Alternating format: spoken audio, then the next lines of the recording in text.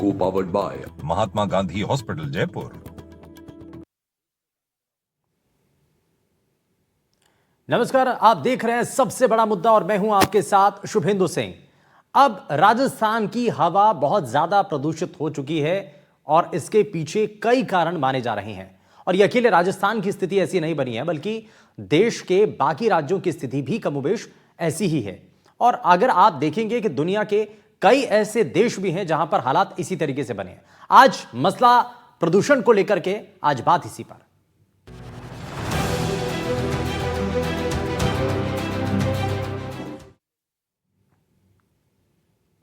राजस्थान के टोंक में air quality index यानी AQI 333 तक पहुंच गया। देश में टॉप 10 प्रदूषित शहरों में टोंक 5वें नंबर पर है। पहले नंबर पर बिहार का हाजीपुर 408 AQI के साथ है। दूसरे नंबर पर दिल्ली का AQI 374, तीसरे नंबर पर हरियाणा के बहादुरगढ़ में 367 और चौथे नंबर पर हरियाणा के दारूहेड़ा में 336 AQI रिकॉर्ड किया गया। राजधानी जयपुर देश के 286 AQI के साथ 7वें नंबर पर है। लेकिन देश की टॉप 10 प्रदूषित जगहों में जयपुर का मानसरोवर सेक्टर 12 देश भर में 8वें नंबर पर आ गया है। राजस्थान के कई शहरों की हवा बिगड़ चुकी है। NCR में आने वाले अलवर भरतपुर क्षेत्र में 3000 माइंस और क्रेशर इंडस्ट्रीज बंद करनी पड़ी है। सड़कों पर हवा में मशीनों से पानी की फुहारों का छिड़काव करना पड़ रहा है। स्कूलों में 5वीं क्लास तक के बच्चों का अवकाश घोषित करना पड़ा है। पराली जलाने पर चालान करना शुरू कर दिया गया, लेकिन क्या यह पर्याप्त है? ग्राफिक्स के जरिए आपको दिखाएंगे, बताएंगे कि राजस्थान के शहरों का AQI किस स्तर तक पहुंच चुका है और देश के जो टॉप 5 ऐसे प्रदूषित शहर हैं वो भी हम आपको उसके बारे में भी बताएंगे। लेकिन बीकानेर की हवा में जो लेवल है वो फिलहाल 15 गुना ज्यादा बढ़ चुका है प्रदूषण का। पॉल्यूशन का लेवल बढ़ने के बाद भी फैक्ट्रियों में गतिविधियां बंद नहीं हुई हैं। खारा इंडस्ट्रियल एरिया में POP की कई फैक्ट्रियां हैं जिसमें से जहरीला धुआं निकल रहा है और इससे लोगों को सांस लेने में दिक्कतें आ रही हैं। अब नौबत यह हो चुकी है कि स्कूली बच्चों को मास्क लगा करके स्कूल जाना पड़ रहा है। चुरू में भी लोग प्रदूषण से जूझ रहे हैं, सांस लेना मुश्किल हो चुका है। अलवर, भरतपुर, झुंझुनू में कलेक्टर ने हाल ही में बैठक लेकर चिकित्सा और स्वास्थ्य विभाग को अलर्ट रहने के निर्देश दे दिए हैं। वहीं प्रशासन के वायु गुणवत्ता को सुधार करने के प्रयास फिलहाल नाकाफी साबित हो रहे हैं। हनुमानगढ़ में खेतों में पराली जलने का धुआं उठ रहा है जो न सिर्फ जिले की बल्कि आसपास के जिलों की आबो हवा को लगातार खराब कर रहा है। पराली जलाने वालों के खिलाफ जुर्माना लगाया जा रहा है, लेकिन किसान पराली को वायु प्रदूषण का सबसे बड़ा कारण नहीं मान रहे हैं, बल्कि प्रदूषण के लिए वाहन, कल कारखाने, ईंट भट्टों को भी जिम्मेदार बताते हैं। कृषि विभाग के उपनिदेशक का कहना है कि वायु प्रदूषण के लिए पराली ही एकमात्र जिम्मेदार कंटेंट नहीं है, बल्कि पराली के प्रबंधन के लिए उपकरण करीब 15 से 18 लाख की लागत के हैं। कृषि विभाग के इन कीमतों में सरकार की ओर से अनुदान या किसी अन्य माध्यम से कुछ राहत दिलवाने के लिए राज्य सरकार को लिखा गया ताकि कोई स्थायी समाधान निकल सके। और आज सबसे बड़ा मुद्दा में हम इसी पर चर्चा करेंगे कि हवा में जहर और प्रदूषण का कहर क्यों बढ़ रहा है, राजस्थान में वायु प्रदूषण आखिर थमने का क्यों नाम नहीं ले रहा है और देश के टॉप 5 वायु प्रदूषित शहरों में टोंक कैसे पहुंच गया है। देश की टॉप 10 वायु प्रदूषित जगहों में जयपुर का मानसरोवर कैसे है, बीकानेर में इंडस्ट्रियल एरिया की फैक्ट्रियां क्यों आखिर जहरीला धुआं उगल रही हैं। इन सभी सवालों का हम जवाब तलाशने की कोशिश करेंगे। लेकिन सबसे पहले कुछ बयान सामने आए हैं, कुछ बातें हैं अलग अलग जगहों से, कुछ किसानों का कहना है, कुछ अधिकारियों का इस पर क्या कहना है, जरा वो आपको सुनवाते हैं। प्रदूषण तो देखो, जैसे सरकार बोल रही है कि पराली की वजह से प्रदूषण है, खाली पराली की वजह से प्रदूषण नहीं है, और भी प्रदूषण के बहुत से कारण है। लेकिन सरकार अगर किसानों को बोल रही है पराली मत जलाओ, तो उससे उसका कोई उपाय नहीं है। सरकार अगर हमारे को कृषि यंत्र, जो कि पराली के समाधान के लिए कृषि यंत्र है, वो उपलब्ध करवाए तो इसका भाई कोई हल हो सकता है। सरकार सिर्फ ये जो भाई किसानों के ऊपर दबाव डाल रही है कि भाई आप पराली मत जलाओ, पराली मत जलाओ, खाली पराली की वजह से कोई प्रदूषण नहीं है, प्रदूषण के और भी बहुत से कारण है। अगर यही चीजें अगर इनको करनी हो तो इनको जो एक स्कीम है गवर्नमेंट की, NGT की, जिसके तहत ये जुर्माना लगाते हैं किसानों पे, जुर्माना लगाना किसी चीज का कोई हल थोड़ा ही है। कभी आप उस स्कीम के तहत जो सुविधाएं हैं वो सुविधा भी हमें मुहैया कराई जाए तो किसान आग नहीं लगाएगा। कोई पराली प्रबंधन के लिए कोई संयंत्र उपलब्ध नहीं करवाते हैं, क्योंकि पराली प्रबंधन के जितने भी संयंत्र है वो काफी कॉस्टली है। जो किसान है उनकी आर्थिक स्थिति इतनी मजबूत नहीं है जिससे कि वो खरीद सके, किसान को पर्याप्त सब्सिडी दे, जैसे हमारे पड़ोसी राज्य पंजाब हरियाणा के किसानों को मिल रहा है। हम भी देख रहे हैं कि वो इसका उचित प्रबंधन कर रहे हैं। हमारी भी ख्वाहिश है कि हम भी इसका उचित प्रबंधन करें, परंतु हम इसका उचित प्रबंधन नहीं कर पाते हैं। किसानों को ना तो वो कोई आर्थिक तौर पे मदद कर रही है, ना कोई सब्सिडी, ना कोई यंत्र मुहैया करा रही है। यही जो सहकारी समितियां बनी हुई हैं उनके अंदर अगर सरकार चाहे तो कृषि यंत्र दे, जिससे किसान इसको काम में ले सकें और जो किसानों को पराली जलाने ना पड़े। सर, हनुमानगढ़ ज़िले में अभी तक लगभग 473 केसेस सैटेलाइट से हमें मिले थे। उसकी प्रक्रिया के तहत उनका सत्यापन करवाया गया है। उसमें से अभी तक 10 ऐसे केसेस पाए गए हैं जिनमें आग जलाने की पुष्टि हुई है। उसमें उन 10 जो किसान थे उन पे एसडीएम साहब संबंधित के माध्यम से जुर्माना लगाया गया है। मुख्य रूप से कृषि विभाग का काम है उनको समझाना, और कुछ रीपर और कटर की हमने कोऑर्डिनेशन लगा के कुछ इलाके जो कि ज़्यादातर धान उगाते हैं वहाँ भिजवाए हैं। वहाँ पे से लोग पराली को बांध भी रहे हैं। ज़िले में कुछ किसानों के पास मशीन्स हैं।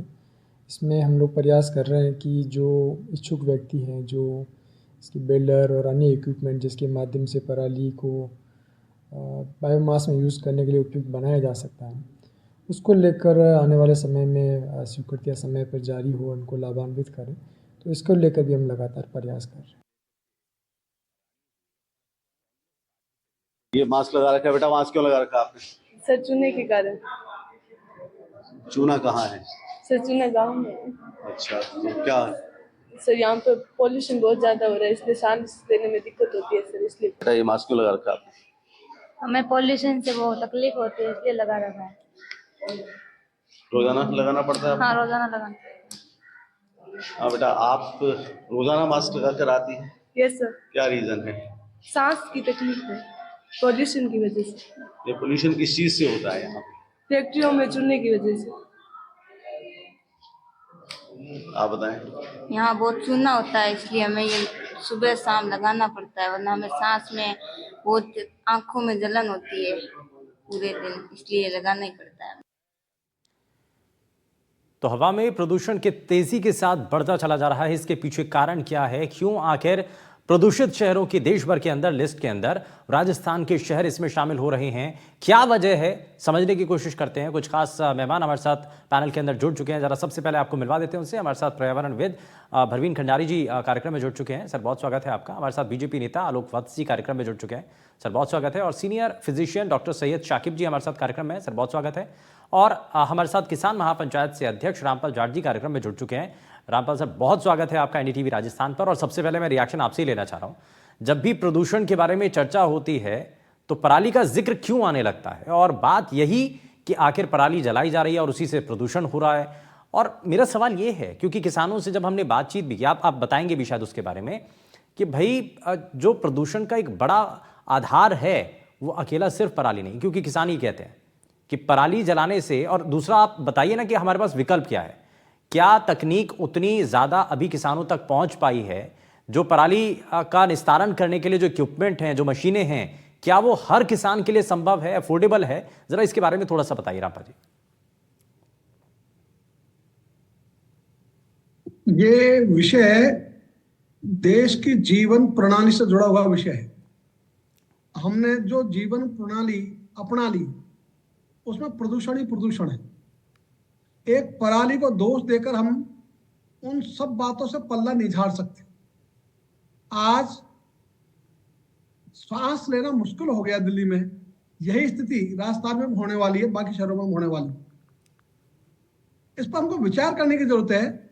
ये जो हमने कहा हरित क्रांति हो गई, हरित क्रांति नहीं हुई। हमने सारा अमृत अन्न को विष अन्न की ओर धकेल दिया। किसान कैंसर से पीड़ित हो रहे, कैंसर ट्रेन चल रही है।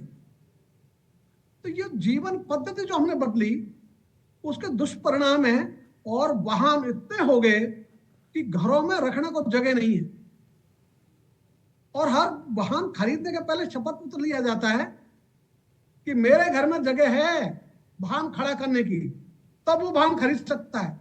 यानी सबको झूठा बना दिया। एक सड़क नहीं ऐसी जहां वाहन खड़े नहीं मिले। उनका घर में यदि उसको खड़े करने की जगह होती तो सड़क पे क्यों खड़ा करते? इसलिए हम ऐसे ही विकास के नाम पर जो अंतहीन अंधेरी गुफा है उसमें चल रहे हैं, उसमें छलांग लगा रहे हैं। अच्छा, एक चीज समझने वाली है जरूरत सर है। रामपाल जी, इसमें बड़ी राजनीति भी होती है। अभी हाल ही में दिल्ली की मुख्यमंत्री आतिशी का इस पर स्टेटमेंट भी सामने आया था। उन्होंने कहा कि भाई पंजाब से हमें सीखना चाहिए। राजस्थान में बीजेपी शासित जितने भी राज्य हैं उन सबको निशाना बना लिया उन्होंने कहा कि पंजाब के अंदर पहले भी ऐसा नहीं होता था कि भाई किसानों को हम इक्विप्ड करें। हाँ, लेकिन ये ऐसा क्यों होता है कि हमेशा टारगेट पर पराली आने लगती है? प्रदूषण का जिक्र और पराली सीधे सीधे टारगेट पर। ये सही बात है। हमेशा आक्रमण उसको होता है जो कमजोर होता है। आज केंद्र में हो या राज्य में हो, किसानों की आवाज कमजोर है। अन्यथा शुरू यहां से होना चाहिए। जो सारे प्रदूषण के लिए, वायु प्रदूषण के लिए, हवा में जहर फैलाने के लिए उत्तरदायी है, वे सब मिलकर इसकी कीमत चुकाए। यदि पराली की बात हो तो पराली के लिए भी जो इक्विपमेंट्स हैं वो उपलब्ध कराओ, ग्राम सेवा सहकारी समिति उपलब्ध कराओ, क्रय विक्रय सहकारी समिति उपलब्ध कराओ, सरकार उसका भार वहन करे। तो जिन्होंने ये प्रदूषण फैलाया है इनमें सबसे ज्यादा उत्तरदायी तो केंद्र सरकार और राज्य सरकार है, जिन्होंने हरित क्रांति के नाम पर पूरी खेती को जहरीला कर दिया, रासायनिकरण कर दिया, मशीनीकरण कर दिया। और हमारा तो जो जीवन पद्धति थी उसमें हड़ था, बैलगाड़ी थी, कहीं प्रदूषण का नाम ही नहीं था। और अब तो फर्राटे से गाड़ियां दौड़ रही है, और जो गाड़ियां गांव तक दौड़ रही है। गाड़ियों को जो दौड़ना है, और जैसे जापान में एक नियम है, जितनी सीटर गाड़ी उससे कम यदि सवारी होगी तो चालान होगा। यहाँ गाड़ी एक लंबी चौड़ी और बैठने वाला भी एक। अरे भाई, तुम्हारी यदि 5 सीटर तो 5 आदमी बैठो ना, आप पूर्ण करो। और सरकारी अधिकारी यदि इसको शुरू करते सरकार की ओर से खुद ही, वो कहते भाई हम अलग अलग। एक पहलू तो ये है, एक पहलू बिल्कुल आपने इसके बारे में बताया है रामपाल जी, लेकिन हम जो है तकनीकों की कमी और आर्थिक रूप से कमजोर होने का हवाला दे करके हम अपनी जिम्मेदारी से भी पल्ला नहीं झाड़ सकते हैं। और इसमें पराली तो जलाई जा रही है, ये एक सच है। इसमें ये ज़रूर कारण इसमें सामने आ सकते हैं कि भाई तकनीक का इस्तेमाल उतना अभी किसानों तक नहीं पहुंच पाया, जिस वजह से अभी तक इसका निस्तारण नहीं हुआ है। लेकिन जिम्मेदारी से हमें भागना नहीं होगा, हमें ये समझना होगा कि इसमें हमारी भी हिस्सेदारी है। मैं लेकिन इसमें भरवीन खंडारी जी को भी जोड़ रहा हूँ। भरवीन जी, एक चीज़ बताइए इसमें थोड़ा सा कि हम पर्यावरण के स्तर पर जब भी बात करते हैं कि हम ट्रांसपोर्टेशन की जो जितनी भी गाड़ियाँ हैं, जितने भी हम व्हीकल्स का इस्तेमाल कर रहे हैं, उस पर कभी बात नहीं होती। और कौन कौन से बड़े कारण हैं? क्या असल में पराली जलाना ही एक सबसे बड़ा पोल्यूशन का कारण बनता है या कोई और दूसरा कारण भी है? नहीं, बिल्कुल नहीं जी। मैं बिल्कुल श्री रामलाल जी के साथ बिल्कुल सहमत हूँ कि ये एक एक तरीका बन गया है कि हर चीज में एक एक्चुअली जब हम बात करते हैं, जैसे हम एक ऑर्डिनरी सिटीजन हैं, हम माएँ हैं जो क्लीन एयर के लिए काम कर रहे हैं, साफ हवा के लिए। सो हमारे लिए कोई फर्क नहीं पड़ता कि कौन से सोर्स है, कितना बड़ा है या छोटा है। जहर तो जहर है। अब जो आपके लोकल एमिशंस हैं पूरे साल के, वो जैसे आपने बोला गाड़ियां हैं, गाड़ियां की संख्या में इतनी बढ़ोतरी हो गई है। अभी जैसे उन्होंने श्री रामलाल जी ने बोला, बिल्कुल सही बोला कि हम दिल्ली के लिए बोलते हैं, पर आई गेस ये सब जगह ऐसे हो रहा है कि पूरी दिल्ली एक पार्किंग लॉट बन चुकी है। हर जगह तो गाड़ियां खड़ी हैं। जो जगह चलने की थी, भागने की थी, साइकिलिंग की थी, वो भी ले ली गाड़ियों ने। सो ये जो पॉलिसी है, जो सिस्टमिक चेंजेस हैं, ये बहुत जरूरी है कि 30-40 साल पहले जो बड़े शहर थे दुनिया में, वहां पर एक आदमी गाड़ी नहीं चला सकता। अगर उसमें चला रहा है तो वो एक इतनी छोटी लेन में है जो सारा दिन वो जाम में खड़े होंगे, बाकियों को पैसेज मिलेगा। या आपके कंजेशन टैक्सेस हैं, एमिशन टैक्सेस हैं कि अगर आपने जिस क्राउडेड एरिया में आप गाड़ी लेकर गए तो आपको एक टैक्स भरना पड़ेगा। सो ये सब चीजें हैं जो गवर्नमेंट को करनी पड़ेंगी पॉलिसी में। आप बोलेंगे कि गाड़ी मत चलाइए तो ऐसे तो नहीं बंद होगा, आपको पुश करना पड़ेगा। फिर साथ में ही एक पब्लिक ट्रांसपोर्ट, बहुत अच्छी पब्लिक ट्रांसपोर्ट सब जगह। एक शहर आप स्मार्ट सिटी जो बोलते हैं ना, वो कभी ये फ्लाईओवर्स और अंडरपासेस बना के स्मार्ट नहीं बनता। वो स्मार्ट बनता है लोगों को उनको एम्पावर करना है, जो कि पब्लिक ट्रांसपोर्ट, जो हमारे मासेस हैं वो उनके लिए एक बहुत अच्छी पब्लिक ट्रांसपोर्ट है। हम सब बहुत बड़े देशों में मीटिंग्स के लिए जब जाते हैं, हम इकट्ठे मेयर्स और जो मंत्रियों के साथ बैठे होते हैं एक ही डब्बे के अंदर, और हर सुविधा है, बसेस की सुविधाएं हैं, ट्रैम्स हैं, यहाँ पर जो अच्छी चीजें थी वो भी बल्कि दूसरी तरफ जा रही है। ठीक है। सो ये जो है, ये हर चीज का योगदान, हर चीज का इसमें योगदान है, पॉलिसी का बिल्कुल करना पड़ेगा। हाँ, हाँ जी। लेकिन इसमें हमें इनिशिएट लेने की जरूरत है, इसमें पर्यावरण के अंदर बदलाव लाने की हमारी कोशिश होनी चाहिए। मैं इसमें बीजेपी नेता आलोक वत्स जी को भी कार्यक्रम में जोड़ रहा हूँ। आलोक जी, एक चीज़ बताइए कि अब इस पर सरकार का फोकस क्या है, क्योंकि हर तरफ से आरोप लगते हैं, परेशानी सामने खड़ी हुई है, समाधान का एक ही रास्ता है, वो है सरकार। अब सरकार के पास अगर पॉलिसी हो, विजन हो, तभी इसका सॉल्यूशन है, वरना तो फिर इतने सालों तक अभी तक बढ़ता आया है और आगे भी बढ़ेगा फिर तो। देखिए शुभेंदु जी, इस बड़े शर्म की बात है कि पूरे विश्व में भारत के 20 नगर एक्यू लेवल 266 से ऊपर है, और जो टॉप 5 है उसमें हरियाणा की 3 शहर हैं, धारूहेड़ा हरियाणा, बहादुरगढ़ और टोंक, और बिहार का हाजीपुर।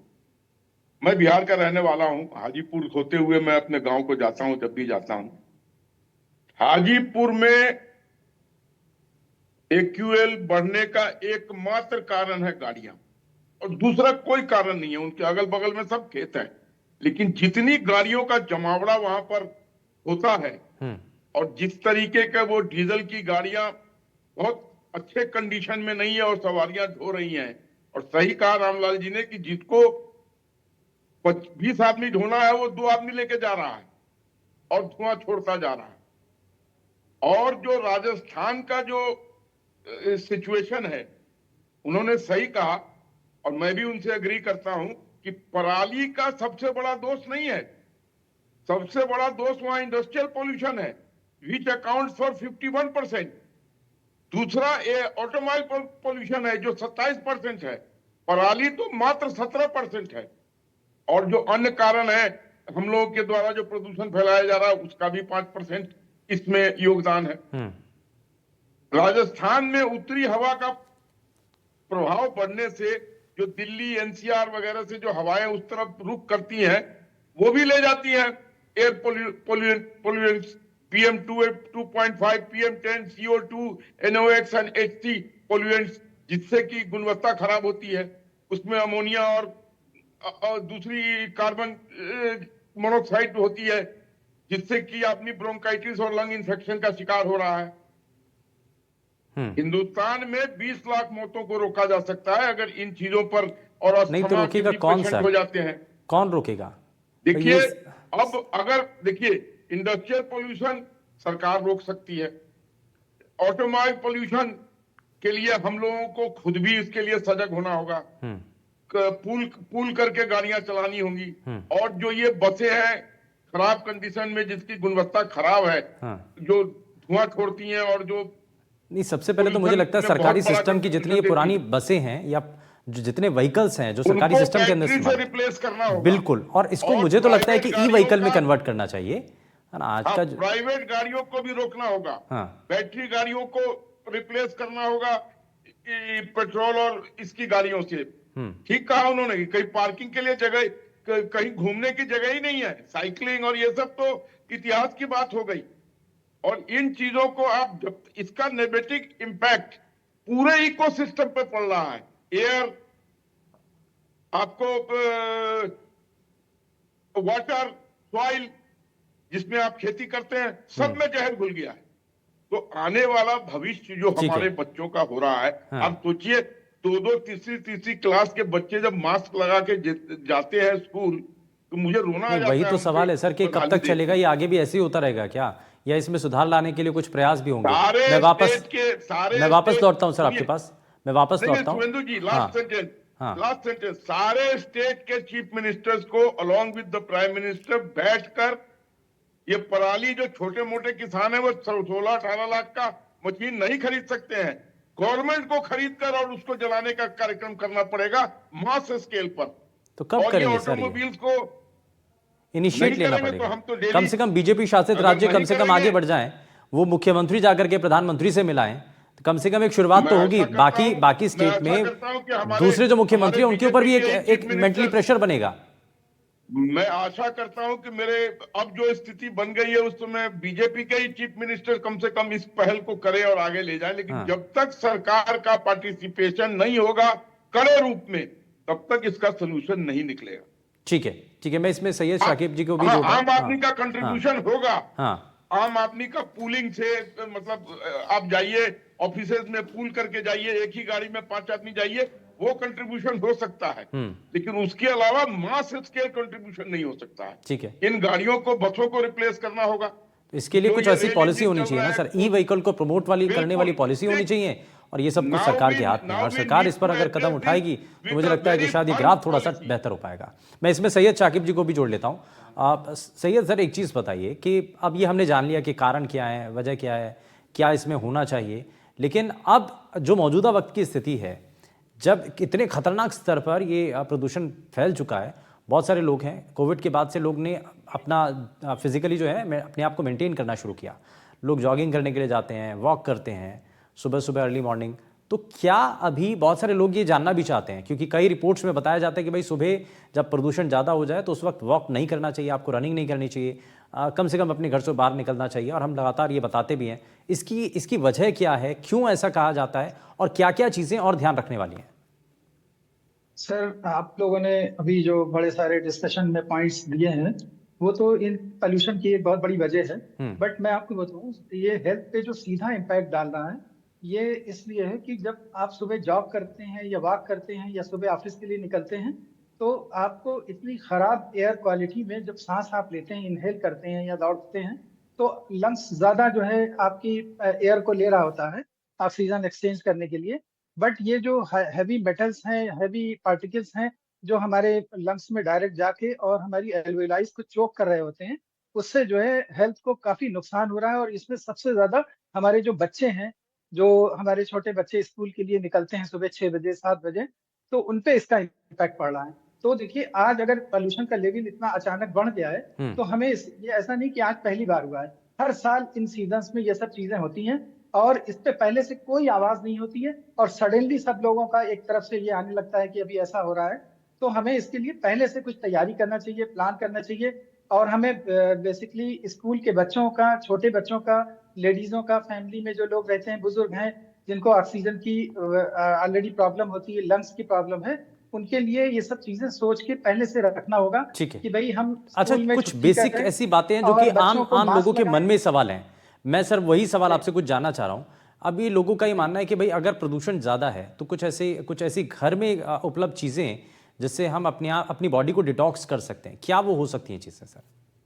सर, एक सबसे ज़्यादा जो ज़रूरी चीज़ है वो ये है कि आप एक तो पानी, लिक्विड का ज़्यादा इस्तेमाल करें। लिक्विड एक्सचेंज से जो है जो भी टॉक्सिन्स है वो जल्दी बाहर निकल जाता है। और हमें एक मेडिटेशन अपना सुबह करना चाहिए। हमें बैठ के घर के अंदर, जहाँ पे बाहर की हवा हमें डायरेक्ट नहीं मिल रही होती है, तो हमें जो है सांस को इनहेल करना, उसको थोड़ी देर होल्ड करना और फिर पूरी सांस को बाहर निकालना। एक तरह का ये मेडिटेशन है जो आपके लंग्स को जो है मैक्सिमम एक्सपेंड करता है। और जब लंग्स में हवा जाती है तो वहाँ ब्लड से वो ऑक्सीजन एक्सचेंज होती है। और जब ये चीज़ थोड़ा सा आप रोज प्रैक्टिस में इन दिनों में करते हैं तो आपको काफ़ी बेहतर लगता है। तो ये चीज़ें करने की हैं। और लिक्विड ज़्यादा लेना चाहिए। लिक्विड फूड में भी हमें लिक्विड ज़्यादा लेना चाहिए। विटामिन सी जो हमें फ्रूट से और चीज़ों से मिल रहा है इम्यूनिटी को इम्प्रूव करने के लिए, वो भी हमें अपने फ्रूट्स में लेना चाहिए। और हमें कोशिश करना चाहिए कि हम कम से कम बाहर बिला वजह कम से कम जाएं, ताकि हमें बाहर की जो पॉल्यूटेड एयर है उससे बचाव हो। और आजकल जो लोग अफोर्ड कर पा रहे हैं ये डिवाइसेस जिससे एयर, घर के अंदर की एयर जो है वो फिल्टर हो रही है, हाँ, तो एयर फ्रेशनर, तो वो अगर लोग लगा पा रहे हैं, लगा सकते हैं, तो डेफिनेटली वो भी बहुत अच्छी चीज़ है। ठीक है, मैं इसमें जरा परवीन खंडारी जी को भी जोड़ लेता हूँ। परवीन जी, एक चीज़ बताइए, अब हम अगर अपना कुछ योगदान देना चाहते हैं, बहुत सारे लोग हैं जो अपना एक पहल करके अपने सिस्टम को सुधारने के लिए, वातावरण को ठीक करने के लिए कोशिश करना चाहते हैं, क्या करना चाहिए? भाई घर में पौधे लगा करके शुरुआत कर दें तो ज़्यादा बेहतर नहीं है क्या? नहीं, बिल्कुल भी नहीं जी। ये सारे मिथ्स हैं, ये सारी गलत चीजें हैं। इससे साफ हवा नहीं मिलेगी। ये सारा these are all wrong narratives, बिल्कुल भी गलत है। पौधे से हमें ऑफ कोर्स हाइपरटेंशन और ये सब हमारे मेंटल हेल्थ वगैरह अच्छा लगता है, सबको हरा लगता है। हवा आपकी उससे साफ नहीं होएगी। हवा साफ करने के लिए आपको सिर्फ जो है, जो अभी वी ऑल डिस्कस कि ये गवर्नमेंट का काम है, ये उनको सोर्सेज ऑफ एमिशंस जो है उन पे रोक लगानी पड़ेगी, चाहे वो आपकी इंडस्ट्रियल है, व्हीकुलर है, कंस्ट्रक्शन है, आपकी माइनिंग है, जो भी सोर्सेज हैं उस पे ही रोक लगानी पड़ेगी। इवन ये जो स्प्रिंकलिंग और वाटर डाल रहे हैं, जो पानी डाल रहे हैं, ये सिर्फ PM10 को, वो भी कुछ देर तक वो सेटल होता है और फिर वो जब हवा चलती है तो वो फिर वापस आ जाता है। PM2.5 जो असली जहर का घोल है, जो हम पी रहे हैं, हमारे बच्चे पी रहे हैं, उससे कोई ये छिड़काव और पानी से कोई फर्क नहीं यानी पड़ता। कि इससे कुछ ज्यादा काम नहीं आने वाला है, कॉस्मेटिक इसका हमें परमानेंट सॉल्यूशन की तरफ हमें जाना चाहिए। और अब पेड़ लगाना बिल्कुल ये एक अच्छा ऑप्शन है, लेकिन आपको जरूर, आपको जो गाड़ियों की रफ्तार है या उसकी जितनी तेजी के साथ सड़क पर गाड़ियां चल रही हैं, उसको थोड़ा सा कम करने की जरूरत है और उसको बेहतर करने की जरूरत है।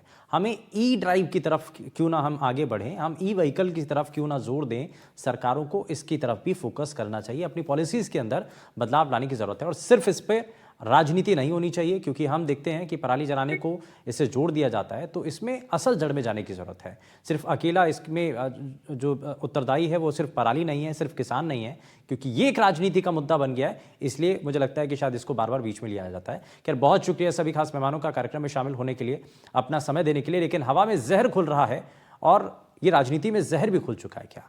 और सवाल ये भी है कि कैसे इसको बेहतर किया जाएगा। इसमें हमारी अपनी कोशिश होनी चाहिए, अपना योगदान होना चाहिए, तभी हम अपने आसपास की हवा को भी बेहतर बना पाएंगे। यहाँ रुक रहे एक छोटे से ब्रेक के लिए, आप कहीं मत जाइएगा, बने रहिए NDTV राजस्थान के साथ। नमस्कार।